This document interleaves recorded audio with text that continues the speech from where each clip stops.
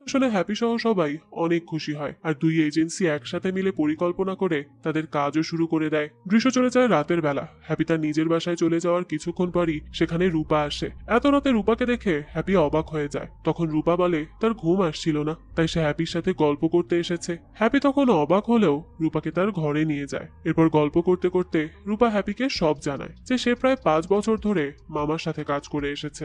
এখন যদি সে মামাকে পুলিশের হাতে ধরিয়ে দেয় তাহলে মামা পাক্কা রূপার সব সার্টিফিকেট ফিনিশ করে দিবে। আর তার জন্যই রূপা ডান্স করে, কারণ সে যখন ডান্স করে তখন তার মনে আর ওই বোঝাটা থাকে না যে রূপা একজন মামার কাঠপুতুল। হ্যাপি রূপার কথা শুনে মন খারাপ করে ফেলে। এরপর হ্যাপি তার নিজের কথা বলতে থাকে যে তার বাবারা অর্থাৎ স্মিত আর শিবা আগে থেকেই খুব ভালো এজেন্ট ছিল আর সেটা দেখে হ্যাপিও এজেন্ট হতে চাইতো, তবে সে প্রতিবার ফেল করে যেত। তবে এইবার সে পাশ করে একজন স্পাই এজেন্ট হয়ে ইন্ডিয়াতে এসেছে মিশনের জন্য। এই কথাগুলো বলেই হ্যাপি চুপ হয়ে যায়। তখন রূপা হ্যাপির দিকে তাকিয়ে বলে সে এত খারাপ এজেন্ট না। হ্যাপি এবার রূপার দিকে তাকিয়ে বলতে থাকে সে অনেক ভালো নাচে। রূপা হ্যাপির কথা শুনে কিছুক্ষণ তার দিকে তাকিয়ে থাকে, এরপর চুপচাপ সেখান থেকে চলে যায়। পরে তারা সবাই মিশন অনুযায়ী লুকিয়ে ওই গুদামের ভেতর চলে আসে আর সবার মন অন্যদিকে ঘুরিয়ে তারা ভেতরে ঢুকে পড়ে। সেখানে মামার লোকেরা ছিল। তাদেরকে দেখে মামার লোকেরা তো সবার উপর গুলি ছুটতে থাকে। এদিকে পুলিশ হ্যাপিকে গান বের করতে বলে। হ্যাপিও তখন ইন্ডিয়ান মুভির মতো ফাইট করার চেষ্টা করে, কিন্তু পারে না। পুলিশগুলো তাদের গুলি করে তখন কোনো মতে বাঁচার চেষ্টা করে। অন্যদিকে রূপা ভেতরে গিয়ে দেখে মামা সেখানে আরো অনেক মানুষদের কিডন্যাপ করে রেখেছে। সেখানে রূপা একজন সুপার মডেলকেও দেখতে পায় যার নাম মরিও। মরিও একজন ইন্টারন্যাশনাল সুপার মডেল। মামা কন্ট্রাক্ট সাইন করিয়ে তাকেও এখানে কিডন্যাপ করিয়ে রেখেছে। রূপা মরিওকে তখন ছেড়ে দেয়। মরিও বেরিয়েই মামার লোকেদের সাথে ফাইট করতে শুরু করে। এবার হ্যাপিও সাহস করে এক এক করে সবাইকে মারতে থাকে। এরপরই সুযোগ বুঝে সে কাজ ভেঙে ভেতরে চলে যায় আর বিয়েট্রিসকে বাঁচিয়ে নিয়ে আসে আর তাকে কোলে তুলে নেয়। বিয়েট্রিস এটা দেখে হ্যাপিকে বলে সে হাঁটতে পারে। হ্যাপি বলতে থাকে তাদের মিশনের মধ্যে বিয়েট্রিসকে কোলে করে নিয়ে আসার কথা ছিল, তাই সে তাকে কোলে নিয়েছে। এই বলেই হ্যাপি তাকে কোলে নিয়েই বাহিরে বেরিয়ে আসে। বিয়েট্রিসও আর কিচ্ছু বলতে পারে না। এদিকে এই মুহূর্তেও হ্যাপির কোলে অন্য একটা মেয়েকে দেখে রূপা অনেক বেশি জেলাস ফিল করছিল। সে তাকে কোলে করে এগিয়ে যেতে থাকে।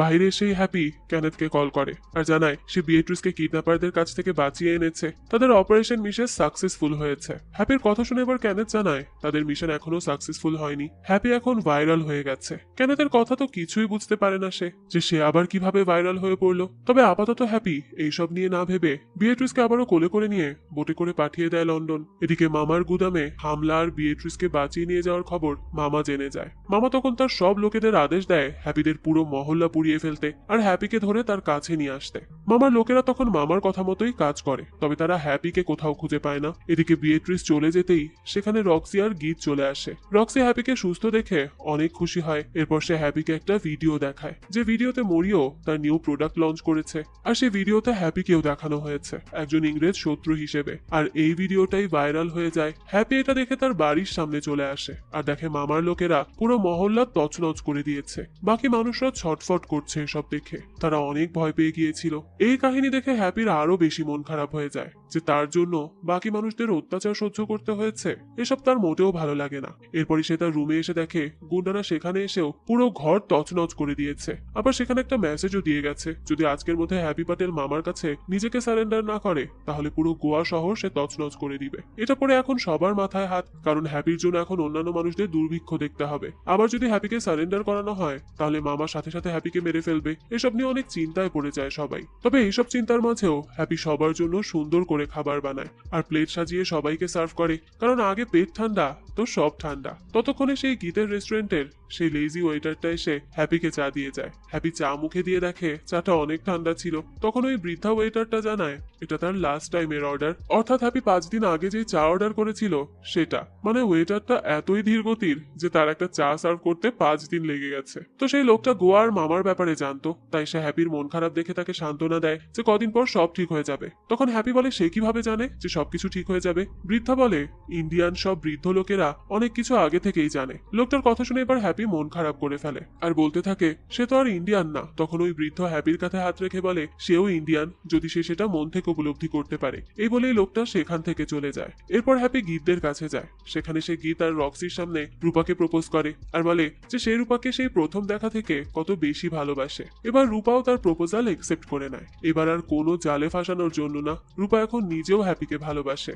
এরপর আমাদেরকে তাদের ভালোবাসার একটা মুহূর্ত দেখানো হয়। সবকিছু ঠিক হয়ে যায়, তখন তারা চারজন মিলে একটা প্ল্যান করে যে কিভাবে মামাকে হারানো যায়। এরপর আমরা দেখতে পাই হ্যাপি বাহিরে গিয়ে পুরো মহল্লার সবাইকে ডাকে আর তার সামনে নিয়ে আসে। ততক্ষণে সবাই জেনে গিয়েছিল যে হ্যাপি মামার সাথে লড়াই করেছে, আর এখন হ্যাপির জন্য তাদের ক্ষতিগ্রস্ত হতে হচ্ছে।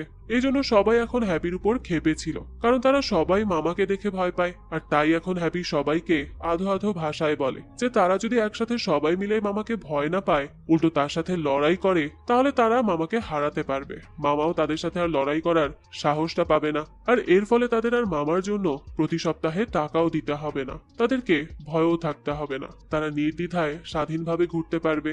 হ্যাপি এই কথাগুলো ঠিকমতো বলতে পারছিল না, তাই এইসব দেখে এবার রূপা গিয়ে সবাইকে সবকিছু বুঝিয়ে বলে। প্রথমে তো কেউ হ্যাপিকে বিশ্বাসই করতে চায় না, কিন্তু পরে সবাই রাজি হয়ে যায় ওই মামার সাথে লড়াই করার জন্য।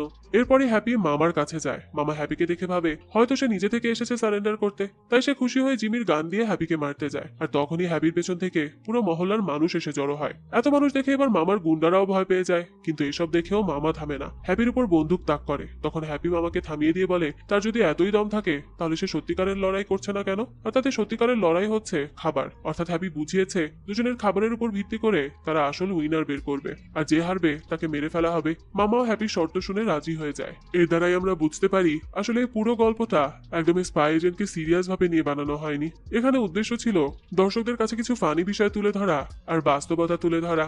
যাক, এরপর আমরা দেখি হ্যাপি আর মামার খাবারের লড়াইয়ের জন্য খুব বড় আয়োজন করা হয়, যেখানে মহল্লার সবাই উপস্থিত ছিল। দেখা যায় তাদের খাবার টেস্ট করার জন্য আসে ইন্ডিয়ার জনপ্রিয় মাস্টার শেফ সঞ্জীব কাপুর। আমরা এর আগেও দেখেছি মামা সঞ্জীবকে অনেক বেশি পছন্দ করে আর তার রান্না সবসময় ফলো করে। এখানে মামা তাকে দেখে অনেক বেশি খুশি হয়ে যায়। কুকিং শুরু হওয়ার আগে সে হ্যাপিকে বলে স্মিথ আর শিবা মিলে তার বাবা জিমিকে মেরেছে, আর আজ মামা তার বাবার গান দিয়ে হ্যাপিকে মারবে। হ্যাপি মামার কথায় রাজি হয়ে যায় আর বলে যদি সে জিতে যায় তাহলে এই পুরো গোয়া ছেড়ে মামাকে চলে যেতে হবে। মামাও হ্যাপির কথায় রাজি হয়ে যায়। এরপরই কুকিং শুরু হয়ে যায়। দুজনেই খুব মনোযোগ দিয়ে খাবার বানানো শুরু করে। মামা তো অনেক খুশি ছিল, কারণ তার প্রিয় শেফ তার রান্না টেস্ট করবে। টাইম অনুযায়ী রান্না শেষ করে সঞ্জীবের সামনে সার্ভ করে তারা দুজন।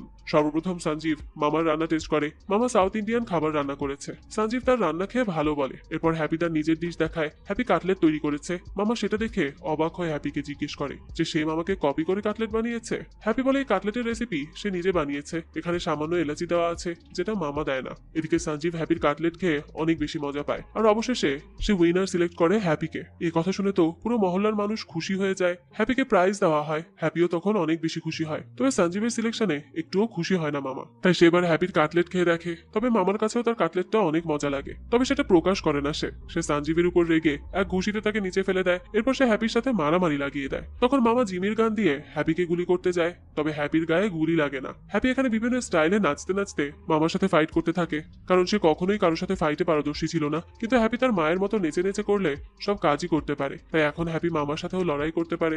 এরই মাঝে রূপা সেখানে চলে আসে। সে হ্যাপির কাছে এসে দাঁড়ায়। তারপর হ্যাপি রূপাকে কিছু একটা ইশারা করে আর সেখান থেকে সরে যায়। মামা তখন কিছু বুঝে ওঠার আগেই রূপা জোরে মামাকে এক চড় মেরে নিচে ফেলে দেয়। মামা রূপার এক চড়েই অজ্ঞান হয়ে যায়। এটা দেখে রূপার হ্যাপি খুবই খুশি হয়। এরপর গীত আর রক্সি এসে হ্যাপিকে জড়িয়ে ধরে। তখন এই বৃদ্ধ ওয়েটারটা মামাকে টেনে নিয়ে যায় আর হ্যাপির উপর অনেক খুশি হয়, কারণ অবশেষে এত নির্জনতার পর গোয়া শহর শান্তিতে থাকবে। মামা নামক ডনকে ছেড়ে সবাই এখন স্বাধীন, শুধুমাত্র হ্যাপির কারণে। কিছুক্ষণ পর পুলিশ এসে মামা সহ তার গুন্ডাদের ধরে নিয়ে যায়, আর লন্ডনের ক্যানেথকেও ধরা হয়, কারণ ক্যানেথ প্ল্যান করে হ্যাপিকে ইন্ডিয়ায় মামার কাছে পাঠিয়ে দিয়েছিল তাকে ধরে নেওয়ার জন্য। এদিকে সব কাজ শেষে স্বস্তির নিঃশ্বাস ফেলে হ্যাপি এবার শান্তি মতো স্মিথকে কল করে। কিছুক্ষণ বাবাদের সাথে কথা বলার পর হ্যাপি তার সিদ্ধান্তের কথা জানায় যে সে এখন ইন্ডিয়াতেই থাকতে চায়, তার মাতৃভূমিতে। হ্যাপি বুঝতে পেরেছে সে তার ইন্ডিয়াকে কত ভালোবাসে। হ্যাপির কথা শুনে স্মিথরাও অনেক খুশি হয়। কিছুক্ষণ কথা বলে হ্যাপি কল কেটে দেয়। তখনই সেখানে রূপা আসে, নিজে থেকে হ্যাপির হাত শক্ত করে ধরে। এটা দেখে হ্যাপিও অনেক খুশি হয়, আর এরপর তারা সুন্দর মুহূর্ত কাটায়।